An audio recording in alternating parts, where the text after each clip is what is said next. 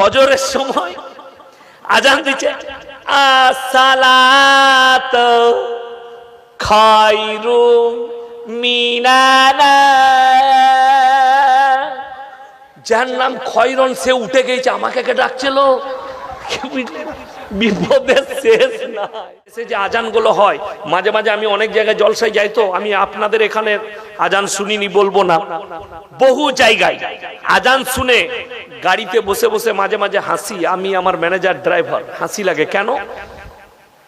পেটে ভাতে মুয়াজ্জিন, পাড়ার চাচা আজান দিবে, চাচা তুমি 3 বেলা নাস্তা, দুপুরে ভাত আর রাতে খাবে, আর মসজিদে ঝাড়ু আর আজানটা দিবে।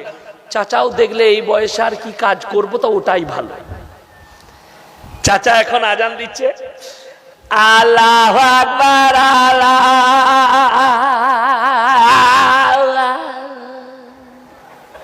ই কি আজান? কেন? পেটে ভাতে মুয়াজ্জিন। তো চাচার আজান তো এরকম হবে। ফজরের সময় আজান দিচ্ছে, আসসালাতু খায়রুম মিনান্নাম। যার নাম খয়রন সে উঠে গেছে, আমাকে কে ডাকছিল?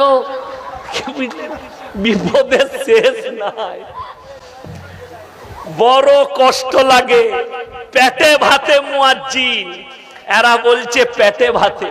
তো পেটে ভাতে মজে, যদি আমাদিকে বলেন একটা যদি পয়সা দিয়ে মুয়াজ্জিন রাখেন, মুয়াজ্জিনকে, আমার গ্রামে মসজিদে মুয়াজ্জিনের বেতন 10,000। কত বললাম? পুরসাই কত বললাম? মুয়াজ্জিনের বেতন 10,000। আপনার বেতন কত? এই বলুন তাড়াতাড়ি, কত? 4,000 ইমামের বেতন। আর ভাতাটা খালা, ওটা আবার এদের নাকি?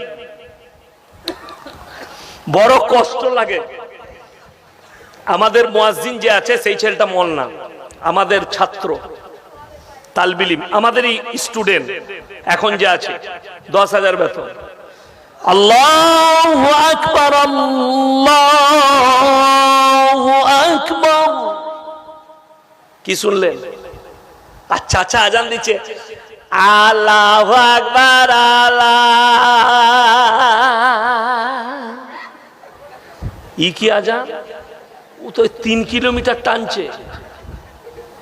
আপনি তালবিলিমকে বলুন একটা মাদ্রাসার, আসসালাতু খায়রুম মিনান নাওম।